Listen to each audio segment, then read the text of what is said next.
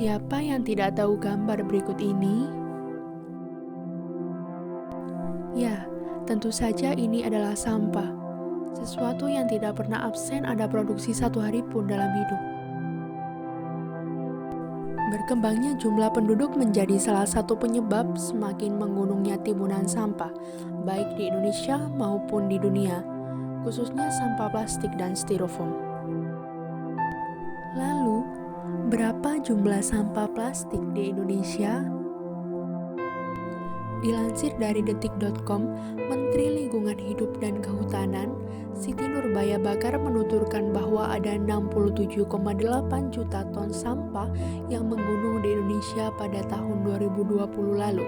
Sampah plastik termasuk salah satu penyumbang sampah terbesar.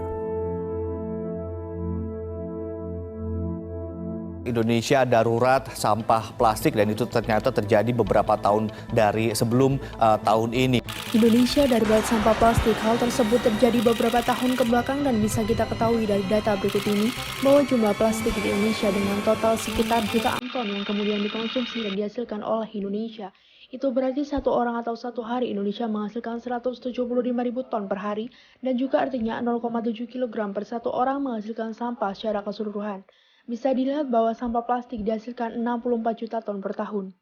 Menurut data statistik persampahan domestik Indonesia, jenis sampah plastik menduduki peringkat kedua penyumbang sampah, yaitu sebesar 64 juta ton sampah per tahun.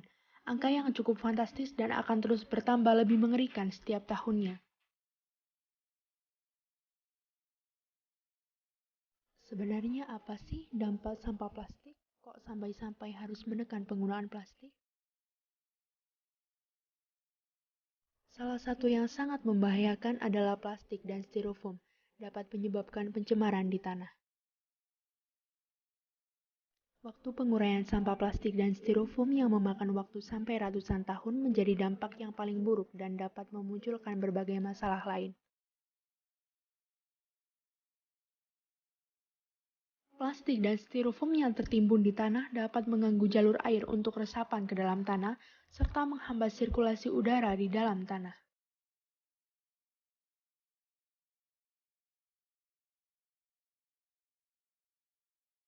Selain itu, pergerakan makhluk dalam tanah seperti mikroorganisme yang berguna menyuburkan tanah akan sulit sehingga kandungan mineral organik maupun anorganik berkurang.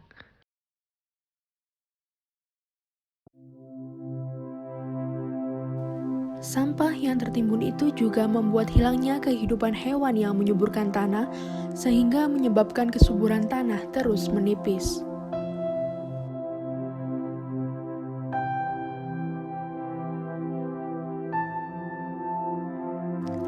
Jika kesuburan tanah buruk, maka akar dari pohon tidak dapat mencari sumber makanan untuk asupan gizi yang berakibat pohon akan mati dan berdampak pada berkurangnya produksi oksigen.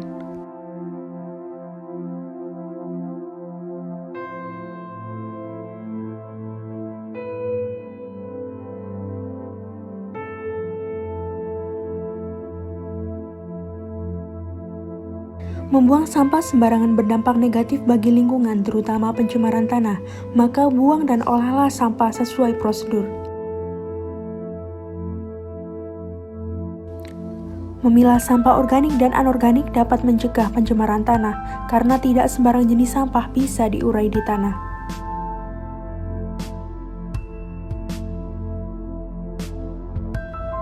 Dengan mendaur ulang sampah plastik dapat mengurangi jumlah sampah plastik yang dihasilkan oleh manusia, sehingga membantu mengatasi dampak yang ditimbulkan dari sampah tersebut. Plastik dan styrofoam adalah salah satu benda yang sangat sulit kita pisahkan dari kehidupan kita sehari-hari.